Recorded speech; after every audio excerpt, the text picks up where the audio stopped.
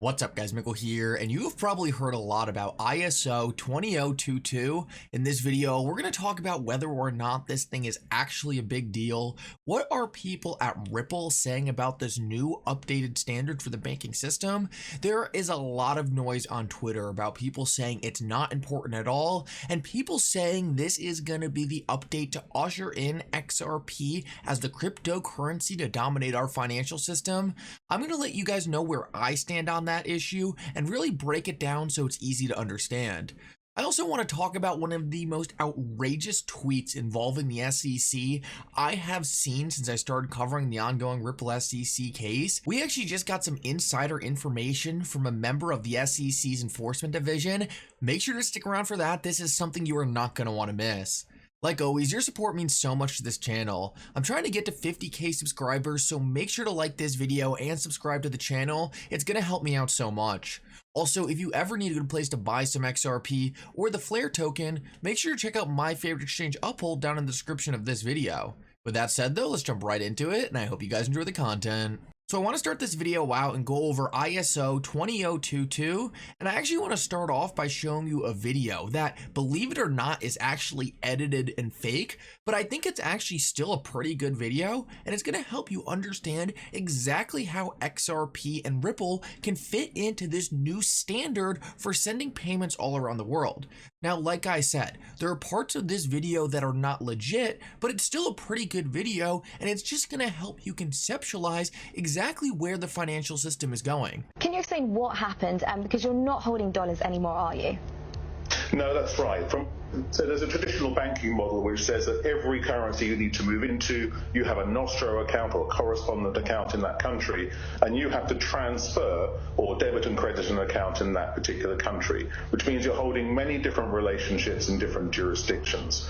What we've done with the use of cryptocurrency and Ripple in particular, the XRP, is to be able to look at liquidity levels for each of those particular currencies and only have one unique currency we need to switch into, which is XRP. I used to work for Swift. I was Swift for 20 years, so Swift is flowing through my veins. Swift is the preeminent messaging system for the financial industry, which covers, say, payments, FX, trade. What we're looking with the crypto, though, is where Swift would have a store and forward system for most of its payment transactions, where you need service level agreements that in a certain time I will do something, the payment turns up at a certain time during the day. Here we're looking at the new network styles, which allow instant, real-time movement to the funds and visibility of those funds as well.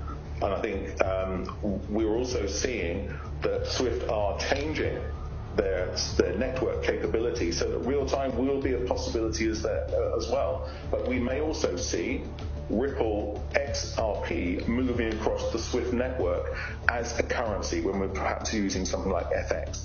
So funny enough, that guy actually did work for Swift, and he actually did make that comment at the end where he said one day we could be seeing XRP moving across the Swift network. The parts of that video that were edited was really him just explaining why XRP would be beneficial to the system. And that's why I think that clip is still useful. The guy actually did work at Swift, and he actually did say that one day we could see XRP being used to move money for Swift. The only part that was edited into that video was to help explain exactly why Swift would be using something like XRP. So now I want to move on and talk about how ISO 20022 fits into the picture here, and I actually want to go off the words of Bob Way. He was a former Ripple member, so that way we know anything coming out of him is likely pretty accurate. He said, "I'm not sure I can add a lot of insight here," talking about ISO 20022. He says, "I'm sure things have changed a lot, but just for clarity, ISO 20022 is way bigger than you might think at first. It replaces the previous Swift standards, MT and MX, and adds a lot of other things." So I want to be completely transparent here. I'm not entirely sure what MT and MX are, but essentially what Bob Way is saying here is ISO 20022 is going to be an update to Swift standards, and it's going to be an update to standards for the entire banking industry that's going to allow them to use updated forms of technology. Essentially, in order for all the banks all around the world to interact, they need to make sure they're using the same standards. If every single bank all around the world that wanted to interact with one another was using a different standard, obviously it would be a nightmare trying to interact with all these different banks. Essentially, what ISO 20022 is, in a very easy to understand way, is it's just an updated standard that is going to allow new technologies to be able to be used in our banking system. What we know is Ripple and XRP are technologies that will fit into this new standard. So essentially what is happening is this new standard is opening the door for technologies like Ripple and the XRP ledger to be used in our current banking system. Right now, they just don't fit into the standard, and because of that, it's limiting adoption. But once this upgrade goes in, it's going to allow banks to start adopting the technology at a more rapid rate. So does this mean that XRP is going to be the only cryptocurrency used in this new standard? Does this mean that Ripple is going to be the only technology company used in this new ISO 20022 world? No, of course not, but this is going to open the door for that system to be used more. And one thing I am confident in is Ripple and XRP are some of the best payment tech out there, and I think once the regulatory barriers start getting torn down, it's going to open the door for this new and improved payment method to start rapidly expanding in our banking system. Ultimately, I think this really is going to be big, as Bob Way said, for the adoption of technologies like the XRP ledger, but I hope this just gives you a better understanding of exactly how this all fits together, how Ripple and XRP are going to be part of the solution, and how ISO 20022 really opens the doors for these new technologies to be used in the banking system. So now I want to go over something just brought to my attention by Library, and this is pretty wild. I actually couldn't believe it when I was first reading this, but I think this is going to give you a much better understanding of exactly what's going on inside the SEC, and this information right here is almost invaluable. And I just want to throw it out there. Library literally put this on their Twitter to make sure the SEC saw it. The SEC follows Library. Library knows that. The SEC has even brought up certain Library tweets in their ongoing case. So when I read through this, just understand the SEC officials who have been litigating cases against these cryptocurrency companies are gonna read everything you're about to see. So Library tweeted out, "Since many SEC officials follow this account, we'd like to remind you that you are individually morally responsible for the choices you make. If you go out and destroy the lives of innocent people, God will not care that you did it because your boss told you to." And I want to read you this tweet thread because this is pretty wild. It's from Crypto Tax Guy. "I was on vacation with a group of people who included some from the SEC's enforcement crypto unit. I asked her if she could name a single cryptocurrency that wasn't a security. Her answer? Shiba Inu. FWIW, that might not be an unreasonable answer. The definition of a security is broad. This person admitted that in many/most situations, compliance is just impossible for crypto assets, but it's not her job to change that, only to enforce the current law." So there's obviously a lot to break down here, but let's start from the top. And one of the most shocking things off rip is the fact that a member of the SEC's crypto enforcement unit stated that the only cryptocurrency they could think of that wasn't a security was Shiba Inu. This actually goes to a theory we have been talking about a lot on this channel. These SEC officials are just lazy. If you hide from the SEC, if you don't go in and talk to them, they just assume there's no one behind the project and oh, it must not be a security.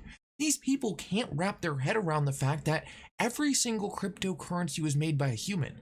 Every single cryptocurrency was made by a group of developers, but they just make the assumption that if these people hide, oh, they must not exist. This is the SEC's primary reason why they don't think Bitcoin's a security. They claim they can't find the people who made it. How is the standard in the United States for what's a security and what's not? How is the SEC making that standard? Whoever can hide from us the best. It is absolutely absurd, it makes no sense, and it doesn't have anything to do with securities laws. The standard for what's a security and what isn't in the United States can't be based around who hides from the SEC the best. It's completely embarrassing that this was their answer for what isn't a security, and it just shows the knowledge level of the people we're dealing with here. These people are morons if they really do think Shiba Inu is the only cryptocurrency out there that wouldn't qualify as a security. And if anything, this just shows almost nothing in the cryptocurrency industry as a security.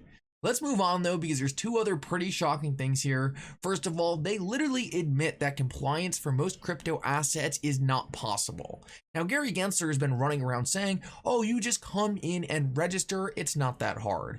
What we're learning right here is the SEC themselves knows that this action is impossible. And funny enough, this is actually a pretty contested topic right now. The cryptocurrency industry keeps coming out and saying, we have been trying to register, the SEC won't let us. The SEC keeps coming back and saying they're not actually trying to register, they're just saying that, but they're not putting in a real effort.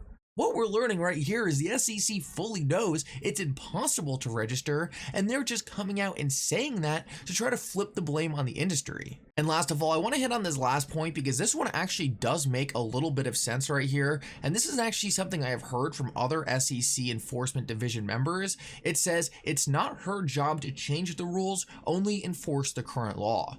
So this actually isn't the SEC's fault necessarily. Now, you can argue that you don't think the SEC should be enforcing the law the way they are, but at the end of the day, they don't make the laws, they don't change the laws, and it's actually good that they know they're not supposed to be doing that, because if the SEC could just change the laws on their own whim, we would have much bigger problems. So this is actually right. It's not their job to change the laws. It's not their job to make the laws. It's Congress's. The problem is, most of us think that the SEC should probably stay low or at least only go after scams until the laws are clear. The problem isn't that the SEC is enforcing the law or trying to protect investors. The problem is they're attacking the only legitimate projects and instead giving a free pass to scams like FTX.